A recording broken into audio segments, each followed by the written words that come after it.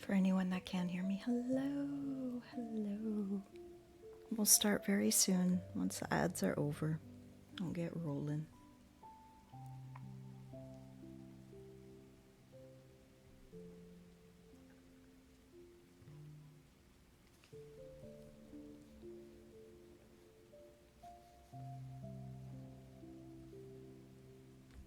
I can put this over here. No. Ugh.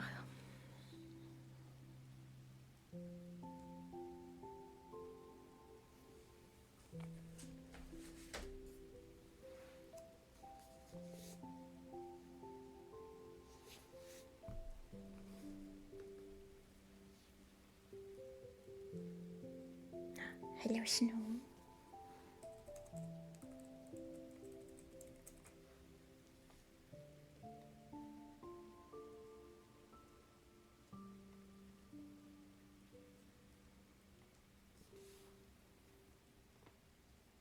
Come on, Nats. Speed it up. Hello. Yeah. Oh, I can't wait to talk about it.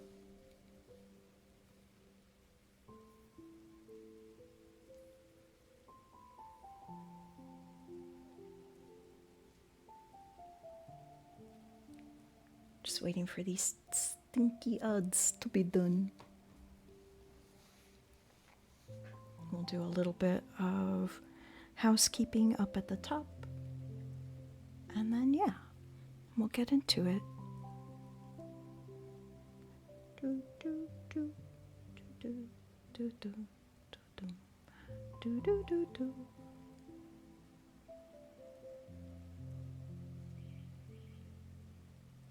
And are we free?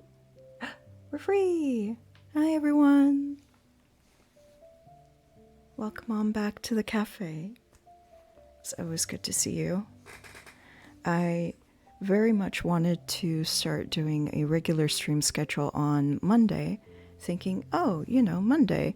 I've given myself the day off on that day so that I can do what I please for one more day before getting back into the job search grind. And then, well, a lot of you follow me on Blue Sky, so you saw what happened there. I'm doing fine now. Very much recovered from whatever the heck happened. But I did want to do a little bit of a bonus stream of just reading a book that I really, really like. It's like a nice little sleepy, cozy story. I've also missed out on a couple of Draculas now, but we will be reading Dracula tomorrow, and we will be getting the 24th, the 25th, the 26th, and the 28th out of the way. Now, it sounds like a lot. It's not, but it is going to be super, super fun because you are going to meet my favorite character in the book within the parts that I read tomorrow. So that's a fun thing that we will do then. And if everything keeps looking okay health-wise, then we'll get back to doing some art in the morning. And I will work on getting that schedule up and going. Yeah, it was a weird health spill. I think I just overexerted myself. It had been the first time that I'd been out and about with friends in a while, and I know I was like a little bit tired from not that great a sleep the nights prior, so I guess it just caught up to me in a way that I wasn't expecting. But yeah, I'm feeling better now. And it'll be a short stream tonight, but a very cozy one, where we read The Skull. Now, some of you may recognize the illustration style or even the name Jon Klassen. Jon Klassen does a wonderful amount of very, very young reader illustration books. So, like kid books that are beautifully illustrated by him. And my favorite one is Where Is My Hat?, which is all about a bear that's looking for his hat. And spoilers, he does find it, but he finds it in a spot where he wasn't expecting because somebody lied to him. That's very funny. I think he also did one that I haven't read yet called like Pigeons Can't Drive a Bus. And all sorts of ones like that. And this was his first foray into doing a slightly longer book, still for young readers, but one that was actually more of like kind of a full drawn out story. And this is based on an old story that he used to hear. So I will read a little bit more about that towards the end. But yeah, I am very excited to read this one. I pre-ordered this back when he first announced it because I was a super huge fan of his books. I used to read them to my little nieces. And I was just really excited to see him do something new. So I highly recommend it. I highly recommend it also if you want to add this book to your collection or add it for your little ones. It is a little spooky, but not too spooky. And everything turns out okay. So, if you don't mind a little bit of spookiness for your little ones, I highly recommend this book. And I've angled the camera and rotated it around today so that you can see all of the illustrations as I go.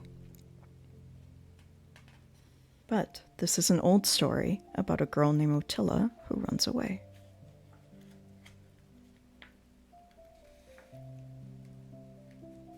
A wolf for a spell. I'm going to have to look that up afterwards.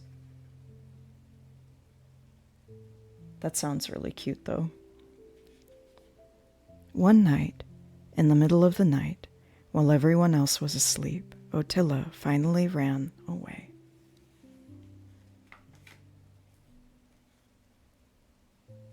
The Skull, a Tyrolean folk tale by Jon Klassen. And there's Ottila running away through the woods.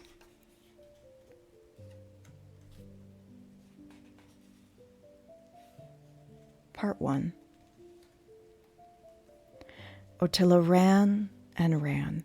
She ran through trees and up hills. She ran for a long time, all through the night. Ottila had grown up in this forest, but after a while the trees began to look different. They were getting closer together, and Ottila kept running. As she ran, Ottila began to hear her name being called. She couldn't tell if it was someone's voice or the wind in her ears. Ottila, Ottila, Ottila, Ottila. Ottila suddenly tripped on a fallen branch and fell hard into the snow. She didn't get up. She couldn't run anymore. She listened for her name, but now it was quiet. Ottila lay in the snow and the dark and the quiet, and she cried. Poor Ottila. When she was done crying, she got up and began moving forward again. All at once, the trees stopped. She came out of the woods and into an open yard. In front of her, in the distance, was a very big, very old house. And there you can see little Ottila in the woods. And the big old house with the sun just starting to be creeping up behind the land.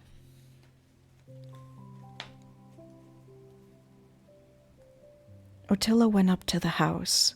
It looked abandoned, but when she tried to open the door, it was locked.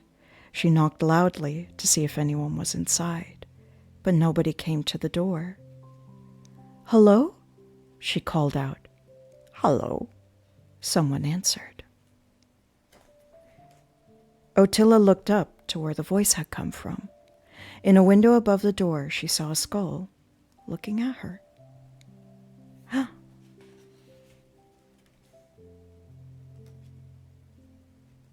Part 2.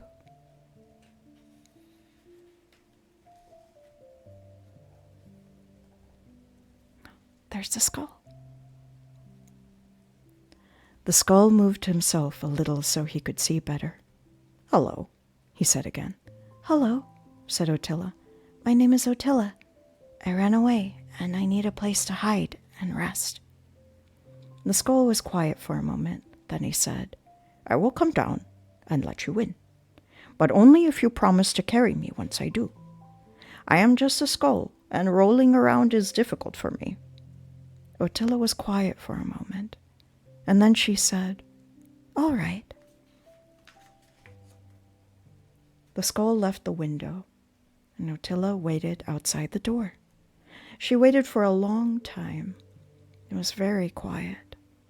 Then she heard some small scratching on the other side of the door. The latch turned, and the door cracked open against the snow. It's the skull.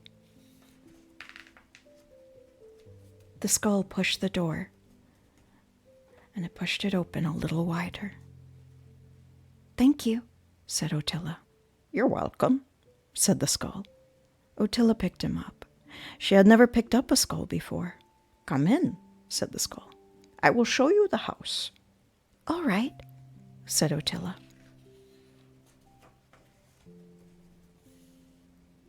They walked into the hall. "It is a nice house," said Ottila. "Yes," said the skull. "I have always liked it here." "Have you lived here a long time?" said Ottila. "Yes," said the skull. They went into a room. "This is the fireplace room," said the skull. "I come here to drink tea by the fire in the evenings." "You can make tea?" said Ottila. "No, not anymore," said the skull. "Can you make a fire?" said Ottila. "No," said the skull. They were quiet. "Is that you in the picture?" said Ottila. "It used to be," said the skull. They went into the garden room. "Oh, I like this room," said Ottila. "This is my favorite room," said the skull. "Can you eat the pears?" said Ottila. "I can eat the ones that fall on the ground, but I can't reach the good ones on the branches," said the skull. "I'll get one for you," said Ottila, and she held a pear for him, and he took a bite. The bite of pear went through him and fell onto the floor. "Ah, delicious," said the skull. "Thank you." What a polite skull. They went into a room with masks hung on the walls. "What are these masks for?" said Ottila. "I used to collect them," said the skull. "Can you wear them?" said Ottila. "They're just for show," said the skull. "You're not supposed to wear them." They went downstairs. "What is this room?" said Ottila. "This is the dungeon," said the skull. "There is nobody in it now." "What is this hole?" said Ottila. "That is a bottomless pit," said the skull. Ottila threw the core of her pear into the hole and listened. It didn't make a sound. "Do you want to see the tower?" said the skull. "All right," said Ottila. You can see they're wearing the masks even though they weren't supposed to. They're being silly.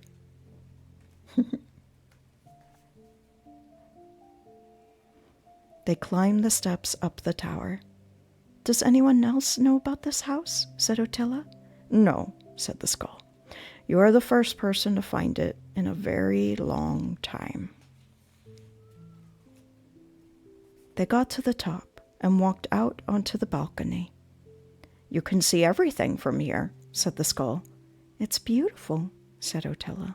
"Careful," said the skull. "The wall is not very high and is a long way down if you fall."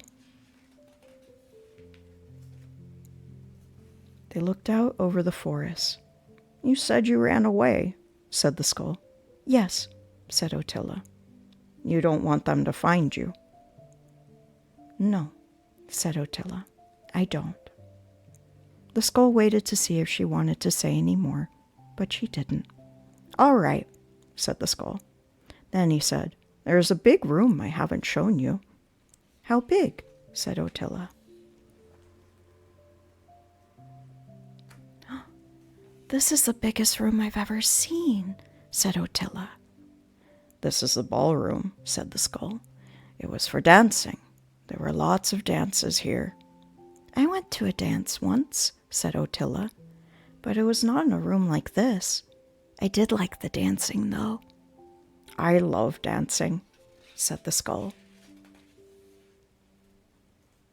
Ottila put her mask back on, and she carried the skull to the middle of the ballroom. She held him to face her. "Would you like to dance, sir?" said Ottila. "My lady," said the skull. They danced and danced and danced until it got dark. Look at them go.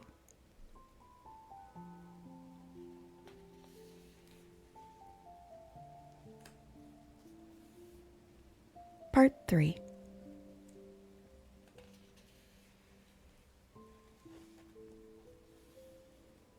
When it was dark, Ottila made some tea and a fire in the fireplace room.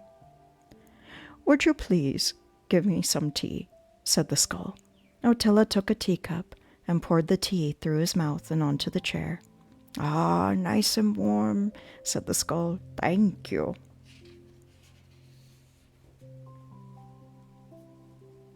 "You can spend the night here if you want to," said the skull. "I do want to," said Ottila. "There is something I should tell you," said the skull, and Ottila put her tea down. "There is a skeleton that comes here to this house," said the skull. "It is a headless skeleton. It walks around the halls looking for me. Whenever it finds me, it chases me." "Has it ever caught you?" said Ottila. "No," said the skull quietly, "but I am not as fast as I used to be." Ottila looked closely at the skull. "You don't want it to catch you?" "No," whispered the skull. "I don't." "Will it come tonight?" said Ottila. The skull looked at the fire. "It comes every night," he said. Ottila looked at the fire too. "All right," she said. She kept looking at the fire, and she started to think.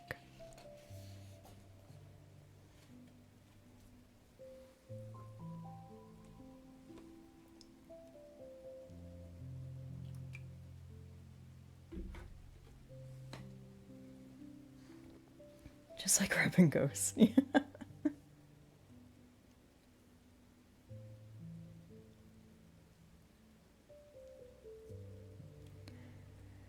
When it was time to go to sleep, the skull showed Ottila to a bedroom. It was a nice room. There was a big, comfortable bed and some pajamas for her to wear. Ottila liked the pajamas. "We should try to get some sleep," said the skull. "The skeleton will come soon enough." Ottila blew out the light. They slept deeply and peacefully for a long time. The house was dark and very quiet until, in the middle of the night, a headless skeleton opened the bedroom door. From somewhere in the skeleton's chest came a voice, but it only shouted one thing. "Give me that skull. I want that skull." The skeleton ran into the room. It was faster than Ottila had expected. She had just enough time to grab the skull before it reached him. The skeleton pulled at the skull, trying to get him away from her, but Ottila held on tight, and she did not let go. Finally, she let the skull get free. She slipped past the skeleton and ran for the door. "Give me that skull. I want that skull. Give me that skull. I want that skull. Run, Ottila, run. Give me that skull. I want that. Poof. And Ottila gave him a great big push off the wall.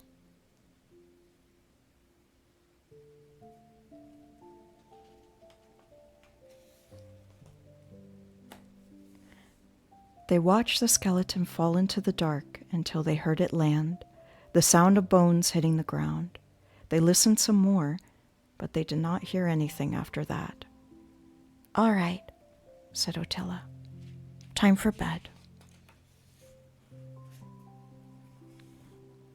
Ottila carried the skull quietly back down to the bedroom. She put him on the pillow and tucked him under the blanket, and she put on her coat. Aren't you going to sleep too? Said the skull. In a little while, said Ottila, patting the skull gently. I'll be back soon. She blew out the light and closed the bedroom door. Part 4.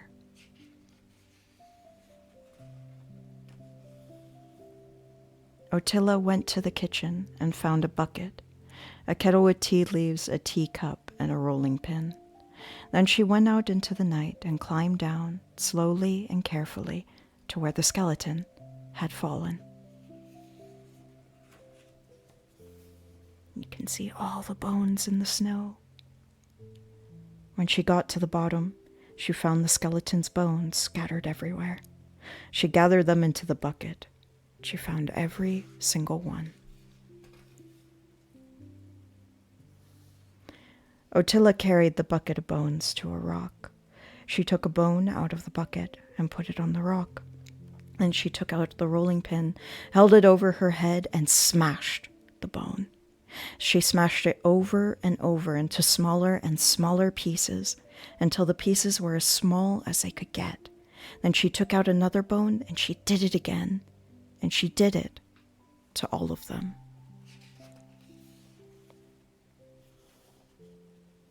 Then Ottila made a fire.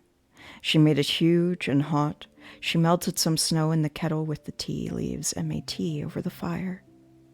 Then she took the bone pieces and she threw them into the flames. She poured her tea into the teacup and drank it as she watched the pieces burn to ash.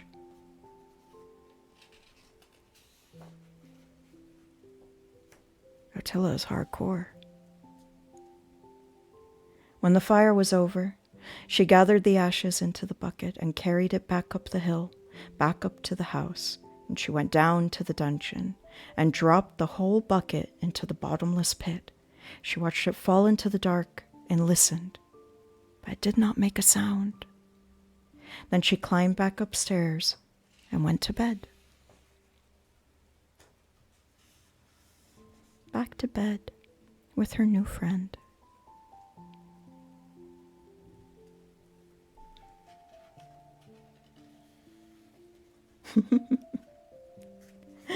Yeah, it's a very good emote, Blue.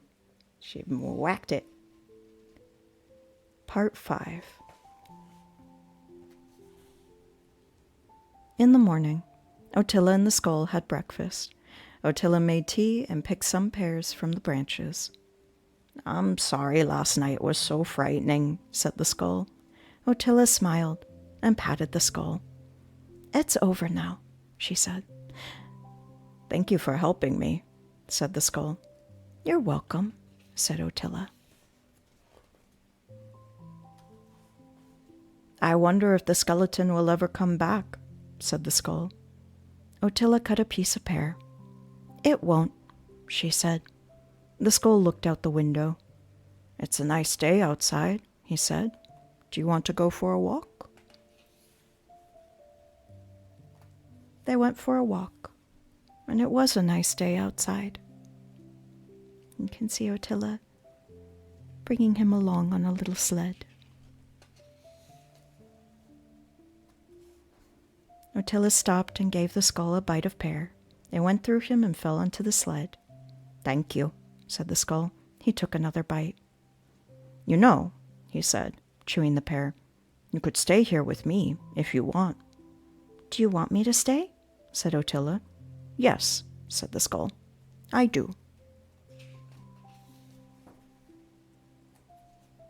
"All right," said Otilla.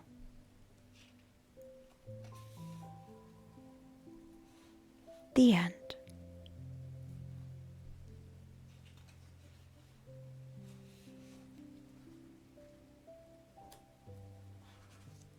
And then a quick note from Jon.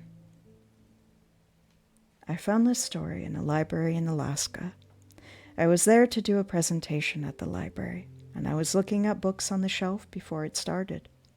I picked out a book of folk tales and looked at the table of contents and saw a story called The Skull, and thought it was a good title. I stood there and read it, put the book back on the shelf, did my presentation, and left the library. I thought about the story on the plane back home, and then again when I got home, and then I thought about it every now and again for about a year. Finally, I thought, I should probably read that story again.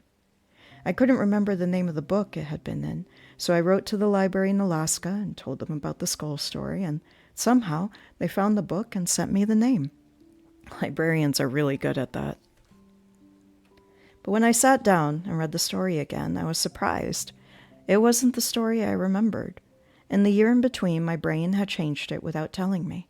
In the Alaska book, Otilla bests the headless skeleton simply by not letting go of the skull all night while he tries to pull it away, and at dawn, as the sun comes through the window, the spell over all of them is broken.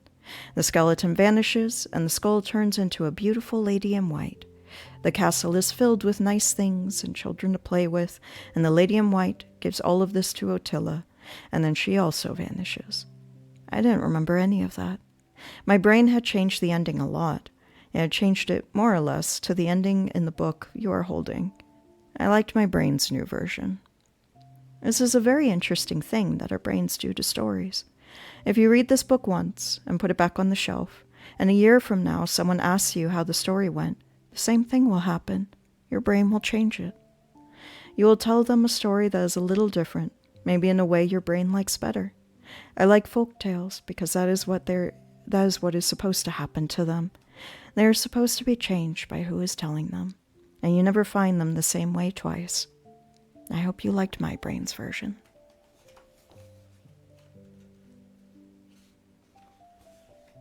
And that's the skull. Yeah, just a quick little stream tonight. Just to kind of, I know none of you need me to make up any streams that I miss, but I wanted to make up a little something and do something a little nice now that I had the energy. But I will see you all tomorrow, and soon there will be a schedule that hopefully I'll be able to keep to. And hopefully will only change only when I get a job, and not because of health. But thank you all for being always so patient and so kind and supportive throughout all of that. Hey, Cookie! Hope you all enjoyed. Please support Jon Klassen, wonderful author, wonderful illustrator. Oh yeah, Mal, if you are hiring any positions that are remote, let me know. I adapt to anything quickly.